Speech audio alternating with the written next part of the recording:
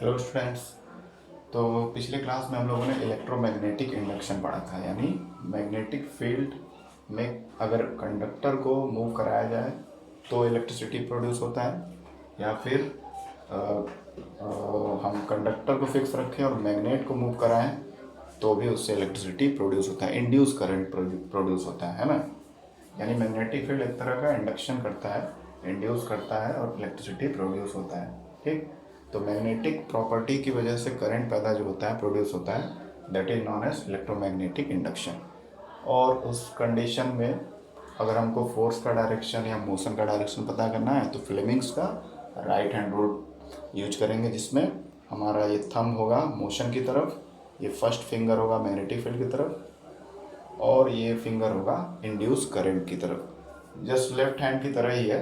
Left hand में भी क्या था, ये हमारा मैग्नेटिक फील्ड, ये हमारा मोशन या फोर्स, और ये करंट। यहाँ पे चूँकि इंड्यूस करंट प्रोड्यूस हो रहा है मैग्नेटिक फील्ड की वजह से, मूवमेंट की वजह से क्या हो रहा है, करंट पैदा हो रहा है ना। मैग्नेटिक फील्ड में कोई कंडक्टर है, वो मूव कर रहा है, उसकी वजह से करंट पैदा हो रहा है। क्यों हो रहा है? क्योंकि मैग्नेटिक फील्ड में वो मूव कर रहा है। ठीक, तो वहाँ पे इंड्यूस करंट पैदा हो रहा है, तो इसलिए थोड़ा सा यहाँ पे टर्म एक चेंज हुआ है, करंट की जगह पे इंड्यूस करंट बोलेंगे।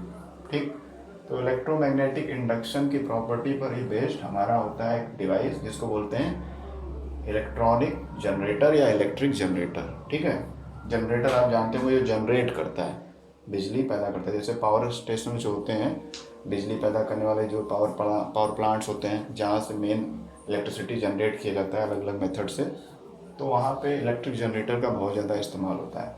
अल्टीमेटली इलेक्ट्रिक जनरेटर वहीं पे यूज होते हैं अधिकतर। ठीक है, पावर स्टेशन में। अब इलेक्ट्रिक जनरेटर का काम क्या है? ये मैकेनिकल एनर्जी को इलेक्ट्रिकल एनर्जी में कन्वर्ट करता है। ठीक है, मैकेनिकल एनर्जी को इलेक्ट्रिकल एनर्जी में, यानी मोटर का जस्ट अपोजिट ये इसका पूरा फिनोमेना फंक्शन है, मतलब। ठीक है, मोटर में क्या हो रहा था, इलेक्ट्रिकल एनर्जी या इलेक्ट्रिक एनर्जी मैकेनिकल में कन्वर्ट हो रहा था। बट यहाँ पे क्या है, मैकेनिकल एनर्जी को इलेक्ट्रिक एनर्जी में कन्वर्ट करता है हमारा इलेक्ट्रिक जनरेटर। ठीक है, मैकेनिकल यानी उसमें मोशन करेंगे, मूव कराएंगे बॉडी को, है ना, या फिक्स पोजीशन में रखेंगे, उस वजह से भी इलेक्ट्रिसिटी जनरेट होगा। ठीक, जैसे हम लोगों ने कल एक एक्टिविटी देखा था जिसमें एक लंबा रॉड लिए थे, उसमें एक वायर को मैंने सर्किट से और पूरा बना दिया था, सर्किट सेल वगैरह लगाकर जोड़ दिया था। थोड़ा दूर पे दूसरा वायर था जिसमें गैल्वेनोमीटर लगा था, तो इसमें स्विच ऑन करने से उसमें इंडक्शन करंट या इंड्यूस करंट प्रोड्यूस हो रहा था, है ना।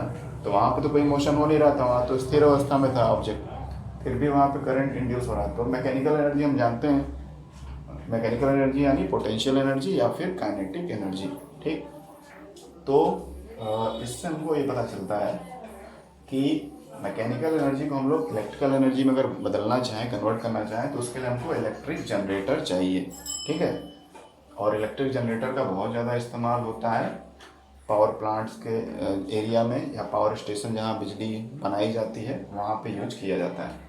दो तरह के इलेक्ट्रिक जनरेटर होते हैं, AC generator and DC generator. ठीक है, इलेक्ट्रिसिटी चैप्टर में हम लोगों ने थोड़ा सा एसी और डीसी के बारे में पढ़ा था कि अल्टरनेटिंग करंट और डायरेक्ट करंट, है ना। तो एसी जनरेटर और डीसी जनरेटर, ये दो तरह के हमारे इलेक्ट्रिक जनरेटर होते हैं जो मैकेनिकल एनर्जी को इलेक्ट्रिक एनर्जी में कन्वर्ट करते हैं। क्लियर? अच्छा, अब इसका प्रिंसिपल, इलेक्ट्रिक जनरेटर का बेसिक प्रिंसिपल क्या है, ये साइंस के किस बेसिक सिद्धांत पर कार्य करता है? तो अभी हम लोगों ने कल जो पढ़ा था क्लास में, इलेक्ट्रोमैग्नेटिक इंडक्शन, बस उसी प्रिंसिपल पे काम करता है। यानी मैग्नेटिक फील्ड में कोई कंडक्टर है और वो मूव कर रहा है कंडक्टर, तो उसके मूव होने से क्या हो रहा है, करंट जनरेट हो रहा है, यानी कि इंड्यूस करंट जनरेट हो रहा है। यही इसका बेसिक प्रिंसिपल है, इसके काम करने का जो बेसिक प्रिंसिपल है, दिस इज इलेक्ट्रोमैग्नेटिक इंडक्शन, है ना। Principle is when a conductor moves in a magnetic field then it induces current in the conductor. इसका बेसिक सिद्धांत या प्रिंसिपल है कि जब कोई कंडक्टर मैग्नेटिक फील्ड में मूव करता है तो वो क्या प्रोड्यूस करता है, इंड्यूस करंट, यानी इलेक्ट्रिसिटी प्रोड्यूस किया उस कंडक्टर में। ये हमारा मान लीजिए मैग्नेट है ना, ये हमारा जो दो उंगलियां हैं, एक थंब और ये मैग्नेट है, और इसमें हमने कंडक्टर को मूव किया तो क्या हुआ, इस कंडक्टर में करंट आ गया, और फिर जो इससे जो कनेक्टेड है सर्किट, वहाँ तक करंट फ्लो होने लगा। ठीक, तो ये इसका बेसिक प्रिंसिपल है अल्टीमेटली, यानी इसका प्रिंसिपल क्या है, इलेक्ट्रोमैग्नेटिक इंडक्शन। यानी कि मैकेनिकल वर्क हो रहा है, वायर में मूवमेंट हो रहा है, उस मूवमेंट कहाँ पे मूवमेंट हो रहा है, मैग्नेटिक फील्ड के बीच में, यानी मैग्नेट के दो पोल्स के बीच में, और उससे उस वायर में करंट जनरेट हो रहा है। This is the basic principle of electric generator. Okay, now principle के बाद आ गया हमारा कंस्ट्रक्शन। तो पहले हम लोग डीसी जनरेटर का पढ़ेंगे जो सिंपल है, ऑलमोस्ट मोटर जैसा ही है। फिर हम लोग एसी जनरेटर के बारे में पढ़ेंगे। ओके, तो कंस्ट्रक्शन में हम लोग क्या देखते हैं, कंस्ट्रक्शन में जितने भी पार्ट लगे रहते हैं उस पार्टिकुलर डिवाइस में, चाहे मोटर हो या जनरेटर हो, उसके नाम को मेंशन करते हैं और उसके फंक्शन को भी लिख सकते हैं। ठीक है, थोड़े थोड़े में शॉर्ट में आपको डिस्क्राइब करना रहेगा, बहुत ज़्यादा लॉन्ग उसको नहीं ले जाना है। ठीक, तो जैसा कि पिछले मोटर में भी हम लोगों ने मैग्नेट लिया था, यहाँ भी मैग्नेट लेंगे। और मोस्टली कौन सा मैग्नेट लिया जाता है, यू शेप मैग्नेट, जिसको हॉर्स शू मैग्नेट बोलते हैं। हॉर्स शू मैग्नेट क्यों लेते हैं, क्योंकि वो यू आकार का होता है ना, और उसके दोनों पोल काफ़ी क्लोज होते हैं। तो जहाँ पे पोल्स क्लोज में रहेंगे वहाँ मैग्नेटिक फोर्स या मैग्नेटिक फील्ड ज़्यादा स्ट्रॉन्ग क्रिएट होगा, है ना। तो ज़्यादा स्ट्रॉन्ग मैग्नेटिक फील्ड क्रिएट करने के लिए यहाँ पर हॉर्स शू मैग्नेट या यू शेप मैग्नेट का इस्तेमाल किया जाता है। इसके अलावा इलेक्ट्रोमैग्नेट भी हाई पावर वाले यूज किए जा सकते हैं। ठीक है, अगर इलेक्ट्रोमैग्नेट नहीं है तो यू शेप वाला मैग्नेट प्रेफर किया जाता है, इसको वरीयता दी जाती है क्योंकि ज़्यादा बेटर होता है as compared to bar magnet और एनी अदर मैग्नेट। ठीक, और इससे भी बहुत पावरफुल मैग्नेट आते हैं इलेक्ट्रोमैग्नेट, यानी वो इलेक्ट्रिसिटी के प्रेजेंस में हाई मैग्नेटिक फील्ड क्रिएट करेंगे। बट इन कॉमन यही यूज किया जाता है, इन कॉमन मतलब सभी में नहीं, लेकिन अधिकतर मशीनों में, जनरेटर में या मोटर में यू शेप मैग्नेट यूज किया जाता है। लेकिन बहुत बड़ी मशीनें हैं, बहुत ज़्यादा उसको मैग्नेटिक फील्ड चाहिए, देन उस केस में इलेक्ट्रोमैग्नेट का भी इस्तेमाल होता है। ठीक, तो फिलहाल जो हमारे कोर्स में उसको पढ़ते हैं छोटे मोटे मशीनों के लिए कि परमानेंट एक मैग्नेट चाहिए, यू शेप मैग्नेट यानी हॉर्स शू मैग्नेट। उस मैग्नेट के बीच में एक रेक्टेंगुलर कॉइल रखेंगे, जैसे कि मोटर के केस में था ABCD नाम का, या कुछ भी नाम आप रख सकते हैं, जिसको आर्मेचर बोलते हैं। और ये जो रेक्टेंगुलर कॉइल है ये सॉफ्ट आयरन का बना है और इस पर कॉपर वायर लपेटा गया है। ठीक, ये पूरा वायर यहाँ तक है। ठीक है, उसके बाद ये जो वायर है किससे कनेक्टेड है, हमारा S1 और S2 से। इसको बुक में R1 और R2 भी लिखा है, उसको भी कर सकते हैं हम। R1 R2 मतलब रिंग 1 रिंग 2, ये स्प्लिट रिंग है तो S1 S2 भी लिख सकते हैं। मैंने S1 को ब्लू कलर से बनाया है, S2 को ब्लैक कलर से, ताकि थोड़ा पहचानने में आसानी रहे। ये मान लीजिए एक सर्कल है, रिंग जैसा है, इसको काट दिया गया है, बीच से काट दिया गया है, तो दो रिंग हमारे बन के निकल गए, तो उसका दो पार्ट्स अटैच है इन दो वायर के एंड से। ठीक है, split ring 1 split ring 2। Okay, split ring का काम आप जानते ही हैं, जैसे मोटर केस में हम लोगों ने पढ़ा था, इसका काम है कि वायर को टैंगल होने से बचाए, उलझने से बचाए, नहीं तो जब रोटेशन होगा तो वायर आपस में फंस जाएंगे। तो स्प्लिट रिंग कटा रहेगा तो मूवमेंट आसानी से होगा और वो उलझेगा भी नहीं। अब उसके बगल में क्या है, B1 और B2, ब्रश 1 ब्रश 2। किसका brush, carbon brush. Carbon brush किसका बना होता है, ग्रेफाइट का। ये कार्बन ब्रश का तो सबसे इंपॉर्टेंट काम है क्योंकि ये स्प्लिट रिंग से फिक्स्ड मतलब परमानेंट ज्वाइंट इसके साथ नहीं रहता है, स्प्लिट रिंग के साथ ये टेम्पोरली बस टच में रहता है। तो जैसे जैसे स्प्लिट रिंग घूमेगा इस पूरे वायर को लेकर, तो बस ये टच में रहेगा, और टच में रहेगा तो करंट का फ्लो होता रहेगा। ठीक है, तो ये हमारा कार्बन ब्रश हो गया B1 और B2, इसका नाम रख दिया हमने। उसके बाद ये जो अंदर एक स्प्लिट रिंग के अंदर ही एक रॉड जैसा स्ट्रक्चर रहता है, लकड़ी का भी हो सकता है वो, या किसी और चीज़ का, मोस्टली इंसुलेटर का लिया जाता है ताकि वो इसके मैग्नेटिक फील्ड वगैरह को डिस्टर्ब ना करें। ठीक है, चाहे मोटर के केस में हो चाहे यहाँ, उसको शैफ्ट भी बोलते हैं। ठीक है, क्या बोलते हैं, शैफ्ट, या फिर एक्सेल भी बोल सकते हैं। ठीक, अब ये शैफ्ट जो है, उसके बाद एक और बात मोटर में भी मैं बताना भूल गया था छोटा सा, कि जो स्प्लिट रिंग होता है अंदर से इंसुलेटेड लेयर से बना रहता है। ठीक है, अंदर से इंसुलेटेड लेयर रहता है, उसके बाद फिर ये रॉड, एक्सेल या शैफ्ट लगा रहता है। ठीक है, जिसके अराउंड वो स्प्लिट रिंग पूरा ये आर्मेचर लेकर घूमता रहता है। ठीक है, तो अंदर से स्प्लिट रिंग इंसुलेटेड होता है, यानी अंदर का लेयर उसका करंट को अलाउ नहीं करता है मूव करने के लिए, केवल बाहर का जो लेयर होता है वो अलाउ करता है। अंदर कुछ रबर वगैरह ऐसा कुछ लगा रहता है ताकि इंटरनल कुछ भी करंट का फ्लो ना हो, और बाहर से तो कॉपर का बना ही रहता है। ओके, तो ये शैफ्ट या हमारा जो एक्सेल है, इस पे यहाँ पे हैंडल एक लगा रहेगा। जैसे आप जनरेटर वगैरह देखते होंगे घर में, जो बिजली चल जाती है तो जनरेटर चला जाता है तो उसमें ऐसे घुमाया जाता है ना। जैसे रस वाले को देखते होंगे, जूस वाले को ऐसे घुमाता है ना, तो जूस वाले को ऐसे ऐसे घुमाते हुए देखते होंगे, या फिर जनरेटर जनरली देखते होंगे, तो ऐसे चालू करने के लिए ऐसे ऐसे घुमाते हैं, तो वही शैफ्ट जो होता है, जो स्प्लिट रिंग के बीच में लगा रहता है, उसको उसकी मदद से ही कनेक्टेड रहता है हमारा हैंडल। तो हैंडल को जैसे घुमाएंगे, शैफ्ट घूमेगा तो हमारा स्प्लिट रिंग घूमेगा, और स्प्लिट रिंग घूमेगा तो फिर पूरा आर्मेचर वगैरह सब घूमने लगेगा, ये पूरा रेक्टेंगुलर कॉइल घूमने लगेगा। ठीक है, ये है।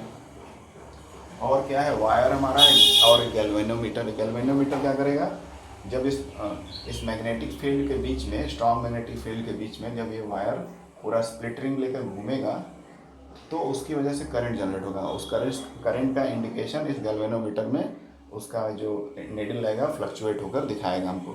ठीक है, तो इसलिए गैल्वेनोमीटर यहाँ लगा सकते हैं, या फिर बहुत ही कम पावर का यहाँ पे एलईडी बल्ब वगैरह भी लगा सकते हैं गैल्वेनोमीटर की जगह पर। तो जैसे ही मूवमेंट की वजह से करंट इसमें जनरेट होगा सर्किट में, तो बल्ब जलने लगेगा। या फिर बल्ब नहीं यूज करना है तो सबसे बेटर है गैल्वेनोमीटर, क्योंकि करंट बहुत ही वीक इसमें प्रोड्यूस होता है। बहुत ज़्यादा स्ट्रॉन्ग करंट पैदा करने के लिए बहुत ही ज़्यादा हाई पावर का मैग्नेट हमको यूज करना पड़ता है, तो बहुत तेज़ी से मूवमेंट होगा तो उतना ही ज़्यादा करंट जनरेट होगा। ठीक है, तो नॉर्मल पर्पज से हम लोग अगर समझ रहे हैं तो गैल्वेनोमीटर लगाएंगे, वो छोटा से छोटा करंट का वैल्यू बता देगा अगर करंट प्रोड्यूस होता है तो। ठीक है, हाँ, तो ये बात हो गया, ये सारा इसका स्ट्रक्चर का बात हो गया, क्या क्या इसमें अपरेटस या क्या क्या इसके पार्ट्स लगे हुए हैं। ओके, तो ऑलमोस्ट सारे पार्ट्स जो हैं वो मोटर जैसे हैं, बस यहाँ पर बैटरी नहीं है, बैटरी और स्विच नहीं है, क्योंकि बैटरी लगा देंगे तो ये तो फिर डायरेक्ट करंट, मतलब इसका नाम तो डीसी करंट है, लेकिन इसमें करंट अगर बैटरी लगा देंगे तो उससे करंट निकलने लगेगा, ये अपना खुद का मूवमेंट का करंट तो जनरेट कर नहीं पाएगा। तो इसलिए यहाँ पर बैटरी नहीं लगाएंगे, केवल गैल्वेनोमीटर लगाएंगे, जिसमें रिकॉर्ड करेगा कि करंट पैदा हुआ है, प्रोड्यूस हुआ है तो कितना हुआ है, वो फ्लक्चुएट करके वैल्यूज़ को दिखाएगा। ठीक, तो there will be no use of cell in AC और डीसी जनरेटर, कोई सेल या बैटरी या कोई पावर सप्लाई यूज नहीं करना है।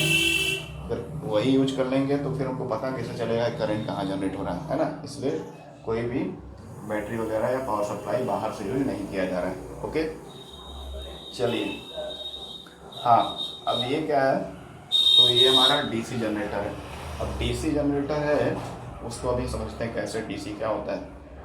देखिए, डीसी इलेक्ट्रिसिटी चैप्टर में मैंने बताया था कि डायरेक्ट करंट होता है। डायरेक्ट करंट मतलब करंट, एक सर्किट जो है, ये मान लीजिए यहाँ सर्किट शुरू हुआ है ना, यहाँ सर्किट शुरू हुआ है, ये ऐसे एक सर्किट है, मान लीजिए इधर से शुरू हो सकता है, इधर भी, अभी हमको पता नहीं, एंड नहीं पता है, क्योंकि ये बैटरी है ही नहीं, तो हमारा गैल्वेनोमीटर है, पता नहीं प्लस कौन किधर है माइनस किधर है ना। तो उस केस में क्या करेंगे हम, उसमें क्या करेंगे, हाँ, डायरेक्ट करंट का बात कर रहे थे कि डायरेक्ट करंट हमेशा एक ही डायरेक्शन में मूव करता है, चाहे इधर से इधर मूव कर रहा हो या इधर से इधर, लगातार एक ही डायरेक्शन में मूव करेगा। ठीक है, जब लगातार एक ही डायरेक्शन मूव करेगा तो जो रोटेशन भी होगा एक ही तरफ होगा, यानी कि इधर उधर होगा। ठीक है, अच्छा, तो डीसी जनरेटर का ये बात हो गया। अब थोड़ा सा समझते हैं कैसे इसको रोटेट किया जाए। तो ये हमारे ऊपर यहाँ पे हैंडल लगा रहेगा, है ना, यहाँ पे हैंडल लगा रहेगा, जैसे जनरेटर वगैरह चालू करने के लिए, या जूस वाले जो होते हैं गन्ना का रस एक मशीन में डाल के निकालते हैं, तो उसको चलाने के लिए से घुमाते हैं, तो मोशन देते हैं, और फिर मोशन देने के लिए डीजल वगैरह यूज करते हैं। वो डीजल वगैरह कहाँ यूज होता है, वो डीजल वगैरह यूज होता है उसको केवल रोटेट करने के लिए, जैसे जैसे बस वो रोटेट होना शुरू होगा वैसे ही करंट बनेगा, और उसी करंट से फिर उसका मशीन चलता है। ठीक ना, हम लोग सोच रहे हैं कि वो डीजल जो होता है उसको चलाने के लिए यूज करता है। डीजल से मतलब इलेक्ट्रिसिटी नहीं पैदा हो रहा है, डीजल से केवल वो थोड़ा सा स्टार्टअप दे रहा है जो चलाने वाला व्यक्ति है। कुछ मशीनें जो होती है स्टार्टअप की ज़रूरत नहीं होती, उसको स्विच ऑन करेंगे तो उसका मशीन घूमने लगेगा, और उस मशीन के घूमने से करंट पैदा होता है।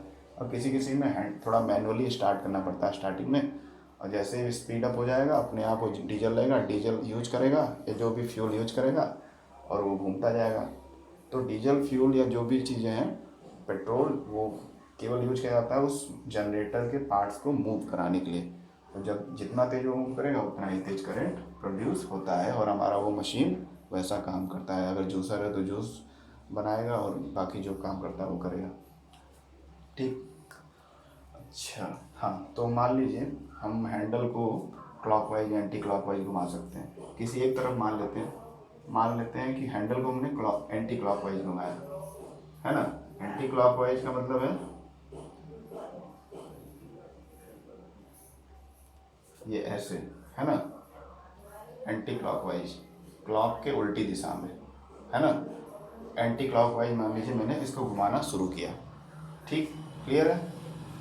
अब एंटी क्लॉकवाइज जब मैंने घुमाना शुरू किया तो सोचिए क्या हुआ, एंटी क्लॉकवाइज हुआ। अब हमको जब एंटी क्लॉक, ये ऐसे है, और मैं ये हमारा जो आर्मेचर है या रेक्टेंगुलर कॉइल हो ऐसे है, ठीक है। और इसको मैं कैसे घुमा रहा हूँ, क्लॉकवाइज नहीं, एंटी क्लॉकवाइज। तो यानी ये ए बी हिस्सा नीचे जाएगा। एंटी क्लॉकवाइज हमने घुमाया है ना, मान लीजिए एंटी क्लॉकवाइज जैसे घुमा रहे हैं, तो ये हिस्सा नीचे जाएगा डेफिनेटली, क्योंकि इससे जुड़ा हुआ है, सैफ्ट से या रॉड से जुड़ा हुआ है, ठीक। तो ऐसे नीचे जाएगा, तो ये हिस्सा नीचे जाएगा। अब हम लोग यहाँ पे फ्लेमिंग्स का राइट हैंड रूल लगाएंगे, ठीक है। ये हम लोग फंक्शनिंग या इसका वर्किंग समझ रहे हैं, ठीक है। तो हमारा अभी हम लोग जो डिस्कस कर रहे हैं दैट इज वर्किंग। उसके पार्ट्स के बारे में तो हम लोगों ने समझ लिया, अब हम लोग समझ रहे हैं इसके वर्किंग के बारे में। वर्किंग आप बस नोट डाउन कर लीजिए, चीज़ों को समझ लीजिए, फिर अपने से स्टेप से लिख सकते हैं, ठीक है। तो हम लोग अभी डिस्कस कर रहे हैं वर्किंग ऑफ डीसी जनरेटर। तो हमने मान लिया कि हमारा जो मशीन है वो एंटी क्लॉकवाइज घुमाने से चालू हो रहा है, ठीक है। तो एंटी क्लॉकवाइज घुमाया, ये डायरेक्शन हो गया एंटी क्लॉकवाइज का, ये एक्सिस है, जिस एक्सिस के अराउंड वो रॉड और पूरा ये जो आर्मेचर वगैरह घूमेगा, ठीक है। एंटी क्लॉकवाइज घुमाया। अब ये हमारा स्टेप, हमारा जो ये आर्मेचर था या रेक्टेंगुलर कॉइल, एंटी क्लॉक घुमाएगा तो ऐसे उल्टा ऐसे घूमेगा। तो ये हिस्सा, ये इसको मान लीजिए ये हमारा आर्मेचर है, क्लॉकवाइज घूमेगा तो ऐसे जाएगा, एंटी क्लॉक घूमना है तो ऐसे आएगा, यानी ये हिस्सा नीचे जाएगा, ठीक है, डेफिनेटली नीचे आएगा। ओके, अब हम लोग right hand thumb rule use करेंगे फ्लेमिंग का। देखिए ये हमारा क्या था, मोशन, ये मैग्नेटिक फील्ड और करंट, हमारा ये हिस्सा किधर जा रहा है, नीचे की तरफ, यानी ये हमारा थंब जाएगा इसकी तरफ, है ना, बोर्ड की तरफ जाएगा। थंब हमारा बोर्ड की तरफ चला गया, ये करंट वाला जो फिंगर है वो नीचे की तरफ हो गया, और मैग्नेटिक फील्ड इधर नॉर्थ से साउथ, सही है एकदम करेक्ट, क्योंकि नॉर्थ से साउथ की तरफ भी मैग्नेटिक फील्ड लाइन्स जाती हैं, ये सही है, ठीक है। और जब भी कोई चीज़ नीचे जाती है तो हमारा थंब हमेशा वो टूवर्ड द बोर्ड जाएगा, अंदर की तरफ जाएगा। अगर हमारा थंब बाहर आ रहा है दैट मीन्स कि वो चीज़ ऊपर आ रही है, ठीक। तो चूँकि हम लोग इसको एंटी क्लॉकवाइज घुमा रहे हैं ऐसे, तो ये हिस्सा ए बी जो हिस्सा है ये नीचे जा रहा है, जब ये नीचे जा रहा है तो ये ऊपर आएगा, ठीक है। तो राइट हैंड थंब रूल से वो क्लियर हो गया, ठीक है। एक बार फिर देख लेते हैं, ये थंब मेरा अंदर की तरफ है, दैट मीन्स कि ये ए बी वाला पार्ट जो है आर्मेचर का नीचे घूम रहा है, नीचे की तरफ जा रहा है। मैग्नेटिक फील्ड का डायरेक्शन ये है नॉर्थ टू साउथ, और ये करंट हमारा नीचे की तरफ। तो इससे हमको पता चल गया कि करंट जो है वो नीचे की तरफ आ रहा है, ठीक है। तो हमको अब करंट का डायरेक्शन पता चल गया ऐसे, ठीक। अब ये नीचे जा रहा है हिस्सा तो ये ऊपर आ रहा है, ये हमको पता तो है घुमाने पे, लेकिन फ्लेमिंग का राइट हैंड रूल इस्तेमाल करेंगे। चलिए अब ये ऊपर आ रहा है तो थंब को बाहर की तरफ निकालेंगे, ठीक है। थंब बाहर हो गया, यानी हमारा सीडी वाला जो पार्ट है वो ऊपर की तरफ उठ रहा है, यानी ये हमारा सीडी है, ये ऐसे ऊपर उठ गया ना, ठीक। तो सीडी ऊपर उठ गया यानी थंब हमारा बाहर की तरफ, और ये जो करंट सेकंड फिंगर है वो करंट को दिखा रहा है, वो ऊपर की तरफ करंट का डायरेक्शन रहेगा। मैग्नेटिक फील्ड इधर ही नॉर्थ टू साउथ, सही है, क्लियर, ओके। तो करंट यहाँ पे ऊपर के डायरेक्शन में होगा, यानी एक तरफ का आपको पता चलेगा तो दूसरी तरफ का अल्टीमेटली उसका अपोजिट ही चलेगा, ठीक है। ये चल क्यों नहीं रहा है, ठीक है। तो करंट यहाँ पर ऊपर की तरफ जा रहा है, और ये हिस्सा जो है ये भी हिस्सा नीचे की तरफ मूव कर रहा है, और ये हिस्सा ऊपर की तरफ मूव कर रहा है। इसको दूसरे कलर से यूज करना पड़ेगा, ठीक है। एंटी क्लॉक वाइज घुमा रहे हैं तो ये हिस्सा नीचे जा रहा है, और ये सीडी वाला हिस्सा ऊपर आ रहा है, ओके। ये हो रहा है, ठीक है, ये हो रहा है, इस तरह से रोटेशन हो रहा है। तो हमको करंट का डायरेक्शन मिल गया, जैसे ही हमने रोटेशन शुरू किया वैसे ही करंट का डायरेक्शन मिल गया, सॉरी यहाँ पे ऊपर की तरफ होगा। तो करंट कुछ इस तरह से मूव कर रहा है ना। करंट इधर से जा रहा है और इधर से आ रहा है वापस। अब ये पाथवे जो है करंट का यही फिक्स रहेगा। अब इस करंट के पाथवे में कोई चेंज नहीं होगा। क्लियर? करंट यहाँ से चला। अब कैसे पता चला हमको? हमने रोटेशन के बेसिस पे उसको पता किया है। ठीक है, और फ्लक्चुएशन भी होगा गैल्वेनोमीटर में, उससे पता चलेगा करंट जनरेट हुआ है, लेकिन किस डायरेक्शन में हो रहा है उसकी सुई से हम लोग बता सकते हैं। ठीक है, या फिर हम लोग वहाँ पे फ्लेमिंग्स का राइट हैंड रूल लगा कर भी बता सकते हैं जनरेटर के केस में। ठीक, अब स्प्लिट रिंग का काम वही रहेगा जैसे मोटर के केस में था। जैसे ही ये ए बी हिस्सा, ये ए बी हिस्सा हमारा ये है, मान लीजिए ये नीचे गया और सी डी हिस्सा ऊपर आ गया। जैसे ही आधा टर्न पूरा करेगा वैसे ही करंट का डायरेक्शन इस वायर में, ये यहाँ से लेके यहाँ तक वायर है, ये इस वायर में करंट का डायरेक्शन उल्टा हो जाएगा। उल्टा का मतलब क्या है कि देखिए ए बी में नीचे की तरफ करंट था और सी डी में ऊपर की तरफ, लेकिन जैसे ही सी डी घूम करके इधर आएगा और ए बी उधर चला जाएगा हाफ साइकिल के बाद, मतलब आधे प्रोसेस होने के बाद, तो फिर क्या होगा, इस इधर सी डी इधर आ जाएगा तो सी डी में किधर का डायरेक्शन है करंट का ऊपर, लेकिन जैसे इधर आएगा तो नीचे का डायरेक्शन हो जाएगा। यानी ये इनिशियल कंडीशन वापस मेंटेन कर लेगा। साइड चेंज हो रहा है लेकिन करंट का डायरेक्शन वही हो जा रहा है। अल्टीमेटली कह सकते हैं करंट का डायरेक्शन हर साइड में चेंज हो जा रहा है। समझ रहे हैं आप बात? केवल यहाँ इस वायर तक, बाकी जो ओवरऑल पूरा सर्किट में करंट का डायरेक्शन सेम रह रहा है, इसलिए इसको डायरेक्ट करंट बोलते हैं। क्लियर? समझ में आ रहा है? एक बार फिर से समझा रहा हूँ। सेम टू सेम जैसे डीसी मोटर था वैसे ही जो हम लोगों ने मोटर के केस में पढ़ा था कि हाँ, ये हमारा आर्मेचर है यहाँ तक, ये पूरा इसको आर्मेचर बोलते हैं। जहाँ S1 S2 स्प्लिट रिंग से जुड़ा हुआ वहाँ तक ये पूरा हमारा आर्मेचर है। अब हमने एंटी क्लॉकवाइज घुमाया हैंडल को जनरेटर के, तो ये ए बी हिस्सा नीचे गया, ए बी हिस्सा नीचे गया तो सी डी ऊपर आया, ये आधा साइकिल कंप्लीट हो गया। अब सी डी इधर आ जाएगा, सी डी आ गया इधर, ए बी चला गया इधर। ठीक है, इनिशियली क्या था, ए बी में करंट का डायरेक्शन था बी से ए की तरफ, दिख रहा है राइट हैंड थंब रूल के हिसाब से, और सी डी में करंट का डायरेक्शन क्या था, डी टू सी ऊपर की तरफ था राइट हैंड थंब रूल से। क्लियर? लेकिन अब साइड जैसे ये पूरा घूमा, स्प्लिट रिंग भी घूमा, अब स्प्लिट रिंग S1 इधर चला जाएगा और S2 इधर आ जाएगा, और ये सी डी इधर साइड आ जाएगा, ए बी उधर चला जाएगा, है ना। लेकिन जो करंट है उसका डायरेक्शन चेंज हो जाएगा। ठीक है, जो ए बी में जो करंट का डायरेक्शन था वो सी डी में चला जाएगा, सी डी में जो करंट का डायरेक्शन था वो ए बी में चला आएगा। यानी पूरा करंट का पाथवे इस पूरे यहाँ तक के वायर में उल्टा हो जाएगा। उल्टा होने का मतलब क्या है, वही वापस मेंटेन हो जाएगा।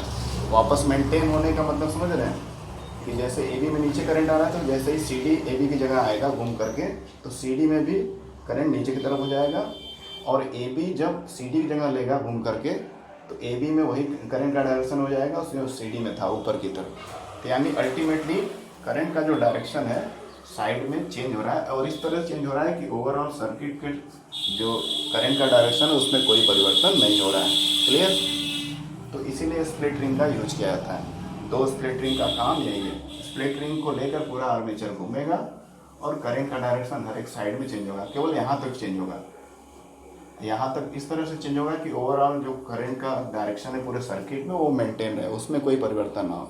तो ओवरऑल सर्किट के करंट के फ्लो के डायरेक्शन में कोई परिवर्तन नहीं होता है, दैट इज वाई इसको डायरेक्ट करंट जनरेटर बोलते हैं। ठीक है, तो इस तरह से इसका फंक्शनिंग होता है। इसी को 3-4 स्टेप में, एटलीस्ट 5 स्टेप में छोटे छोटे पॉइंट्स में आप समझा सकते हैं, और जहाँ जहाँ पे राइट हैंड थंब रूल लगाए हैं वो भी बताएंगे। और यहाँ पे आप अपनी मर्जी से एंटी क्लॉकवाइज या क्लॉकवाइज डायरेक्शन में घुमाकर शो कर सकते हैं कॉन्सेप्ट को जनरेटर की केस में, है ना। ये आपके ऊपर निर्भर है, जरूरी नहीं कि आप रट कर जाएं बुक में एंटी क्लॉकवाइज दिया या क्लॉकवाइज दिया है, आप अपने अनुसार भी कर सकते हैं। ठीक है, तो ये आपके ऊपर है। जैसे मोटर के केस में तो फिक्स रहता है, प्लस टर्मिनल माइनस टर्मिनल, वहाँ पे तो फ्लो फिक्स रहेगा, बट यहाँ पे आप फ्री हैं। हो सकता है आपका हैंडल जो मशीन का एंटी क्लॉकवाइज चलने पे चलता हो, या हो सकता है क्लॉकवाइज, तो आप क्लॉकवाइज या एंटी क्लॉकवाइज दोनों तरफ से करके देख सकते हैं। ठीक है, तो इस तरह से होता है पूरा प्रोसीजर जनरेटर के केस में। ओके, जनरेटर कौन सा, डीसी जनरेटर, जिसमें करंट का डायरेक्शन पूरे सर्किट में चेंज नहीं होता है, एक जैसा रहता है।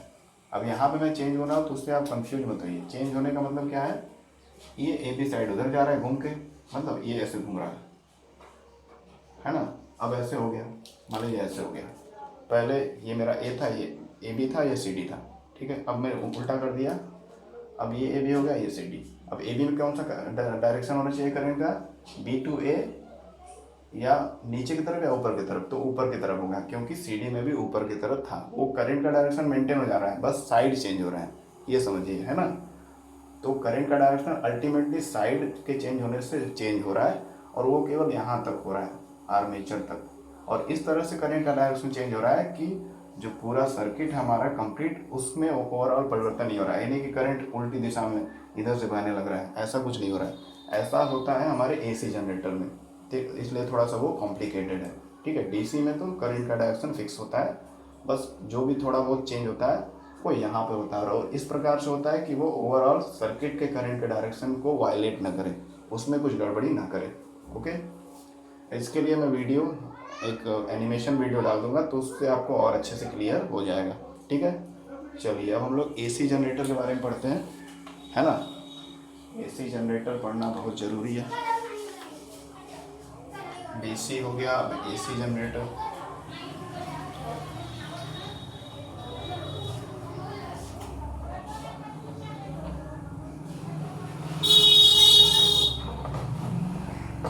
ठीक है, प्रिंसिपल वही रहेगा, जिस कॉमन प्रिंसिपल एसी या डीसी जनरेटर है, कंस्ट्रक्शन ऑफ एसी जनरेटर। इसमें थोड़ा सा चेंजेस होगा, तो देखते हैं क्या चेंजेस है ना। यहाँ पे कुछ चेंजेस होंगे, चलिए उसको फटाक से समझते हैं। सबसे पहले क्या है, देखिए, north pole, south pole, permanent magnet, horseshoe magnet, इसमें भी रहेगा एसी जनरेटर में।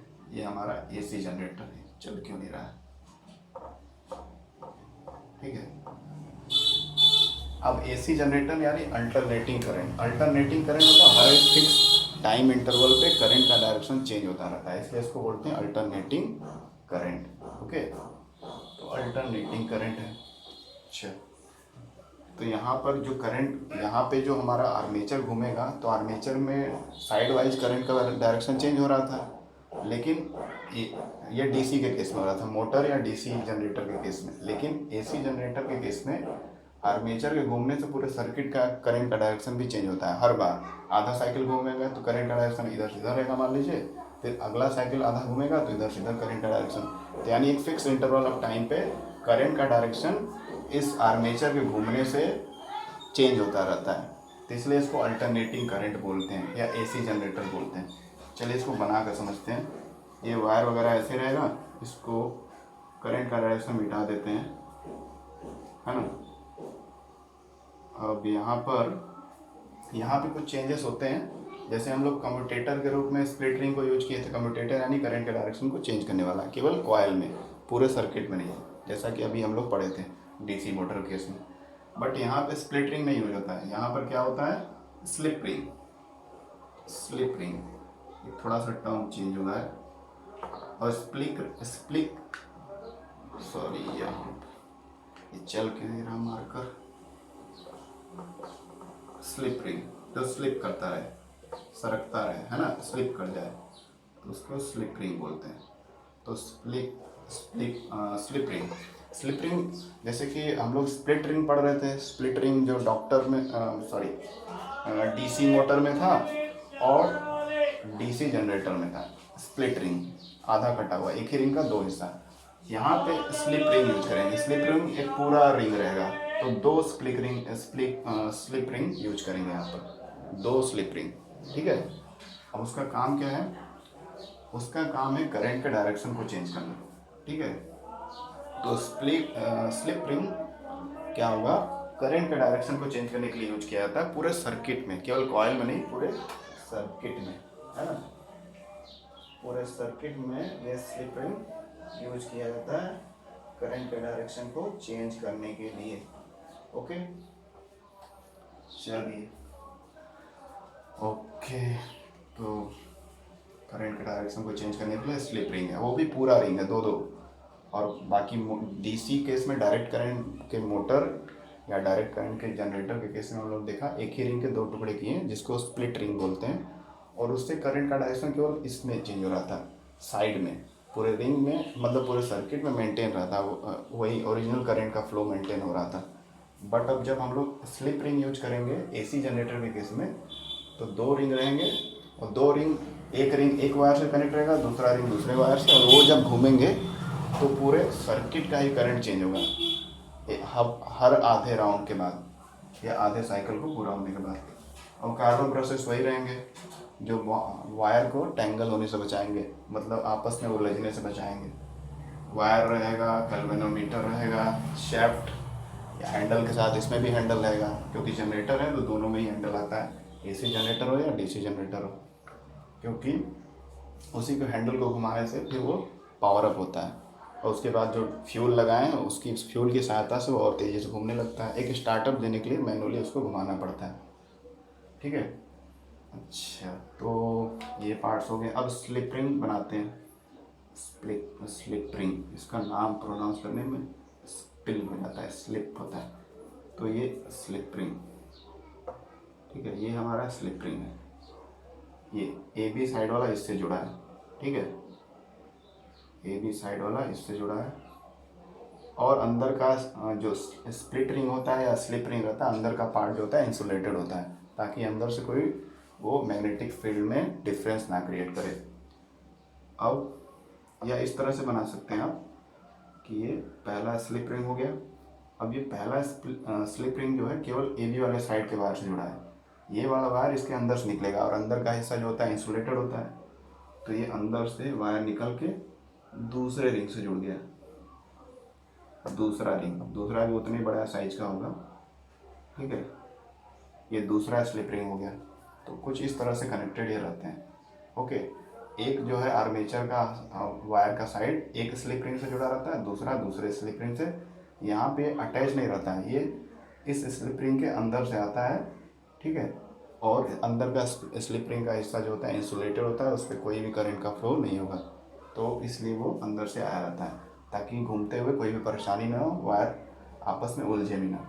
अब ये पहला स्लिप रिंग जो है ये कार्बन ब्रश से जुड़ा हुआ है, और दूसरा जो है ये भी कार्बन ब्रश से जुड़ा हुआ है। कार्बन ब्रश यहाँ भी यूज किया गया ग्रेफाइट का, जो इसके टच में घूमेगा तो। ठीक, ओके।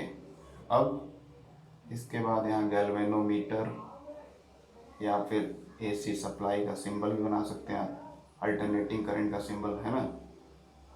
अब लेकिन अल्टरनेटिंग करंट पैदा हो रहा है, प्रोड्यूस हो रहा है, उसको पता तो होना चाहिए। तो पता होने के लिए हम लोग ये सिंबल भी लगा सकते हैं या फिर गैल्वेनोमीटर का सिंबल भी लगाएंगे, क्योंकि गैल्वेनोमीटर में ही पता चलेगा करंट कितना प्रोड्यूस हो रहा है, उसमें सारा वैल्यू दिखाएगा निडल के मूव होने से, है ना। तो गैल्वेनोमीटर बना सकते हैं या ये बना सकते हैं, कोई है। ठीक है, मैं दोनों बना दिया हूँ समझाने के लिए आपको। ओके, तो ये हो गया हमारा AC generator, alternating current generate करने वाला जनरेटर। ओके, यहाँ भी इसके अंदर से शैफ्ट या कुछ रॉड जैसा दोनों रिंग के अंदर से निकला रहेगा। ठीक है, दोनों रिंग के अंदर से, अंदर का हिस्सा इंसुलेटेड होता है तो कोई प्रभाव नहीं पड़ेगा। अब ये जो शैफ्ट निकला रहेगा, इसी में हैंडल लगा रहेगा, इसी को घुमाएंगे हम लोग, चाहे क्लॉकवाइज या एंटी क्लॉकवाइज। वो तो जो मशीन या जनरेटर हम लोग खरीदेंगे वो बताएगा हमको कि किस तरफ घुमाने से स्टार्ट होगा, यानी कि उल्टी दिशा में चलाएं और ख़राब हो जाए, तो वो पार्टिकुलर फिक्स रहता है कि क्लॉकवाइज घुमाना है कि एंटी क्लॉकवाइज। बट दोनों डायरेक्शन का ऑप्शन है बहुत सारी मशीनों में, इसलिए आप समझाते समय कोई भी डायरेक्शन ले सकते हैं, क्लॉकवाइज या एंटी क्लॉकवाइज। तो ये हमारा शैफ्ट है जो दोनों रिंग से होते हुए सेंट्रल एक्सिस जहाँ के जिसके अराउंड इसको घुमाना है उससे पास हो रहा है, उसमें हैंडल लगा है। यहाँ पर हैंडल मैंने बनाया नहीं है, हैंडल लगा रहता है, तो हैंडल लगा के उसको घुमाना है। ठीक, अब हम लोग पिछले केस की तरह ही मान लेते हैं कि हम इसको एंटी क्लॉकवाइज घुमा रहे हैं या क्लॉकवाइज ही घुमा देते हैं, है ना, कोई कन्फ्यूजन ना रहे। चलिए, तो हमने इसको घुमाया क्लॉकवाइज, यानी घड़ी की दिशा में, ऐसे ऐसे ऐसे ऐसे ऐसे। अब ये क्लॉकवाइज घूम रहा है, क्लियर, क्लॉकवाइज घूम रहा है। अब मेरा ये जो है, एक मिनट, ठीक मिट रहा है, हाँ, ये जो आर्मेचर है ABCD वायर, ये ऐसे है। ठीक है, ऐसे, या मैं इसको दिखा दूँ यही से, ये ऐसे है आर्मेचर मेरा रेक्टेंगुलर शेप का। अब क्लॉकवाइज घुमा रहा हूँ तो कैसे जाएगा, ऐसे ऐसे जाएगा, यानी ये हिस्सा ऊपर उठेगा, है ना। अब इससे हम यहाँ पर हम लोग लगाएंगे राइट हैंड थंब रूल। ऊपर उठेगा यानी हमारा थंब बाहर की तरफ होना चाहिए सबसे पहली बात। बाकी उंगलियां वैसे अपने 90 डिग्री की पोजीशन पे। देखिए बाहर मेरा थंब हो गया, क्योंकि हमने क्लॉकवाइज घुमाया था यहाँ हैंडल को, तो ये हिस्सा ए बी हिस्सा बाहर ऊपर उठेगा तो हमारा थंब बाहर की तरफ इंडिकेट हो रहा है, सही है। करंट का डायरेक्शन क्या दिखा रहा है, सेकंड फिंगर जो है वो ऊपर की तरफ दिखा रहा है, magnetic field north to south, सही है। तो करंट यहाँ पे किस तरह डायरेक्शन में फ्लो होगा, ए टू बी, ऊपर की तरफ जाएगा इस साइड में, ठीक है, ए टू बी। इससे हमको पता चला कि इस तरफ भी ऊपर ही जाएगा करंट, क्लियर। तो इस तरह से सिंपल वे में आप समझा सकते हैं। आगे करंट फ्लो होगा, है ना, पैरेलल जाएगा। फिर जब ये हिस्सा ऊपर उठ रहा है ए बी, तो सी डी हिस्सा नीचे जा रहा है, इस केस में क्लॉकवाइज घुमाने पे। अब सी डी हिस्सा नीचे जा रहा है तो हमको थंब को अंदर की तरफ इंडिकेट करना है, ठीक है।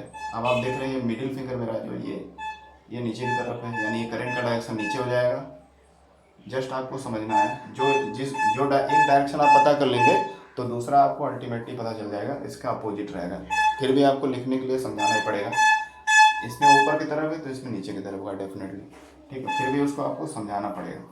तो ये मैंने थंब अंदर की तरफ किया, क्योंकि नीचे सी डी हिस्सा नीचे जा रहा है, करंट नीचे की तरफ, और नॉर्थ साउथ मैग्नेटिक फील्ड ये हो रहा है, ठीक है। तो करंट यहाँ नीचे की तरफ आ रहा है, ओके। ये हुआ। अब ये सब जब घूमेगा तो दोनों स्लिप रिंग लेके घूमेंगे, ओके। हमारा क्या हो रहा है, ये वाला जो है ये इस स्लिप रिंग से जुड़ा हुआ है, और ये वाला जो है वो इस स्लिप रिंग से जुड़ा हुआ है। तो इसमें कंफ्यूजन ना हो, अलग कलर से बनाना पड़ेगा, नहीं तो कंफ्यूजन हो जाएगा। ये वायर जो है इस स्लिप रिंग से है, और ऊपर वाला जो रिंग मैंने बनाया स्लिप रिंग वो इस वायर से कनेक्टेड है, जो इसमें ऊपर की तरफ करंट जा रहा है, ठीक। तो इस डायरेक्शन से हमको पता चला है करंट ऐसे मूव कर रहा है ना, करंट ऐसे जा रहा है, ठीक, क्लियर है। क्लॉकवाइज हमने घुमाया हैंडल को, तो स्लिप रिंग दोनों घूमे। स्लिप रिंग के साथ पूरा आर्मेचर घूमेगा, जो वायर है रेक्टेंगुलर, है ना। अब ये घूमा, मान लीजिए, ये एक बार इसको समझ लेते हैं। ये ए बी साइड है, ये सी डी, ठीक, ए बी सी डी। अब ए बी साइड क्लॉकवाइज घुमा रहे हैं तो ऐसे घूमेगा, ए बी ऊपर आ गया, सी डी नीचे चला गया, आधा साइकिल पूरा हो गया। आधा साइकिल पूरा हुआ, करंट का डायरेक्शन ये रहेगा जो मैंने बनाया अभी, ठीक।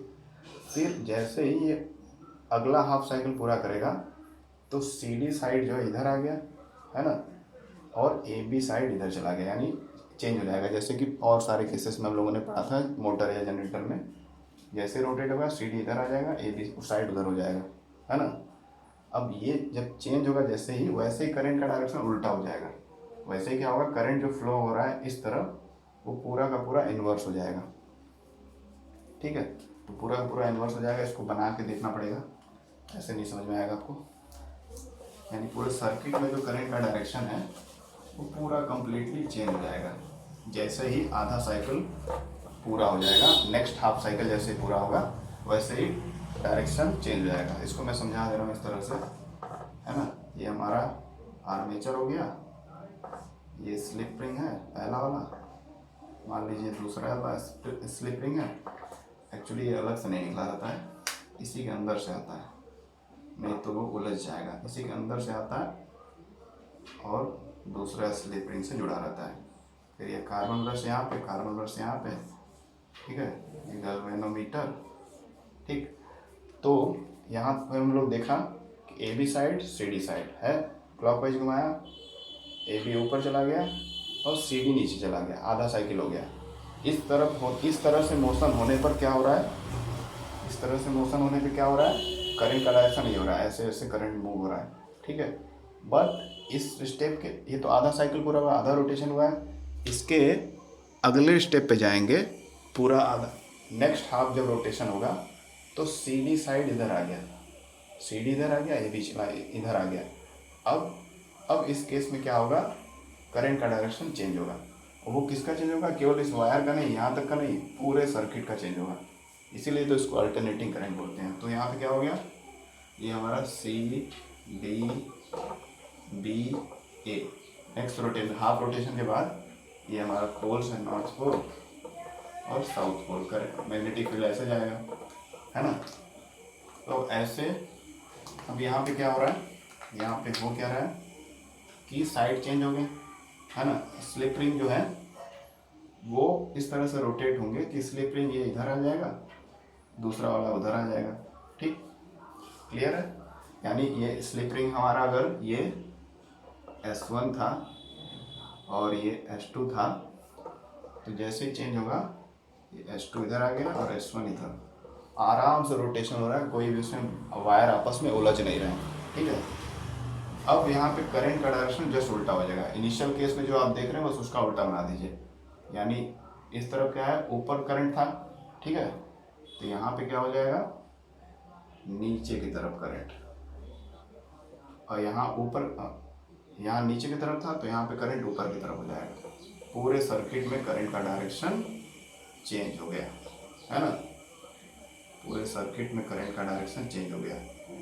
ठीक,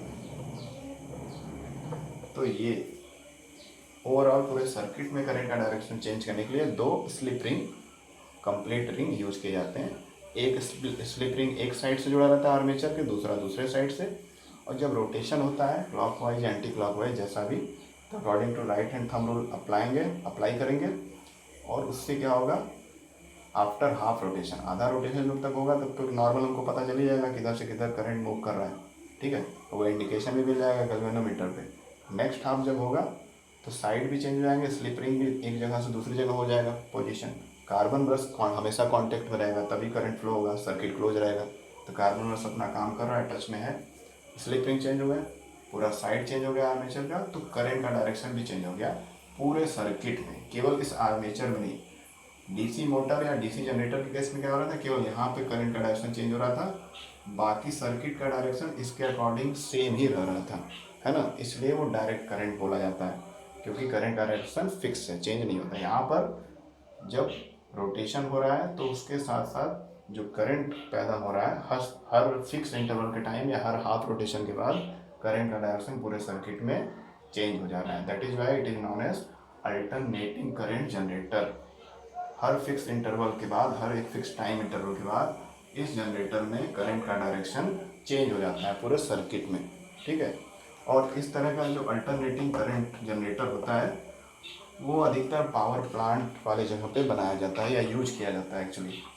ठीक है, पावर प्लांट वाले जो जगह होते हैं जो वहाँ पे बहुत ज़्यादा बिलियंस और ट्रिलियंस मेगावाट और उससे भी ज़्यादा की इलेक्ट्रिसिटी जनरेट की जाती है, तो उसके लिए ये रिस्पॉन्सिबल है। और एसी करंट जो होता है उसको लंबी दूरी तक हम लोग ट्रांसफ़र कर सकते हैं, कई हज़ारों किलोमीटर तक, क्योंकि लगातार ये अपना डायरेक्शन बदलता रहता है एसी करंट, है ना, हर क्षण, हर एक फिक्स टाइम इंटरवल पे। और ऐसा बोला जाता है कि एक सेकेंड में 100 मिली सेकेंड होते हैं। तो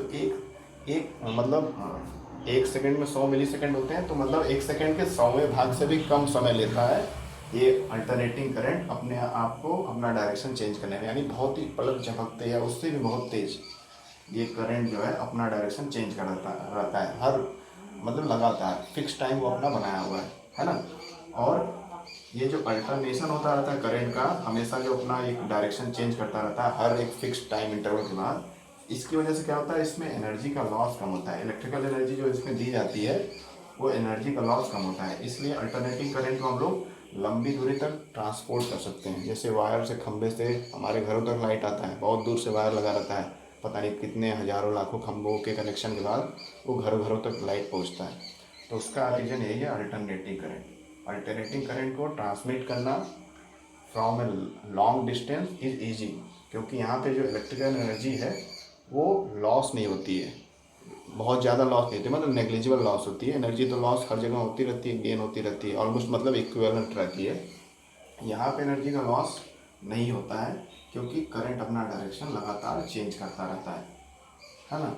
और जबकि डायरेक्ट करंट के केस में बहुत लंबी दूरी तक उसको ट्रांसमिट नहीं किया जा सकता है, क्योंकि वहाँ पे फिर एनर्जी का लॉस बहुत ज़्यादा होगा, क्योंकि fix amount of current flow होगा, तो वहाँ पे एनर्जी का लॉस ज़्यादा होता है। इसलिए alternating current is the best current for transmission of through a pole to different household process.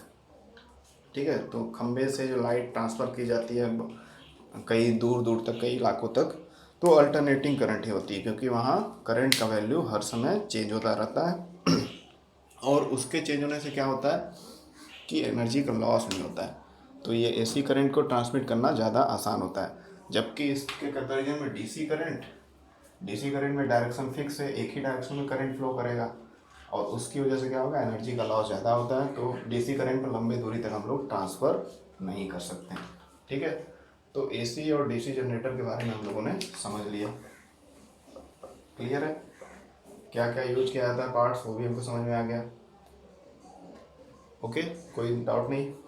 अगर कुछ भी डाउट हो तो आप एक बार रिवाइज करके वीडियो देखेंगे तो आपको क्लियर हो जाएगा। इसके साथ मैं एनिमेशन वीडियो भेजूंगा जिससे आपको सारा कॉन्सेप्ट अच्छे से क्लियर हो जाए। ठीक, ओके, थैंक यू।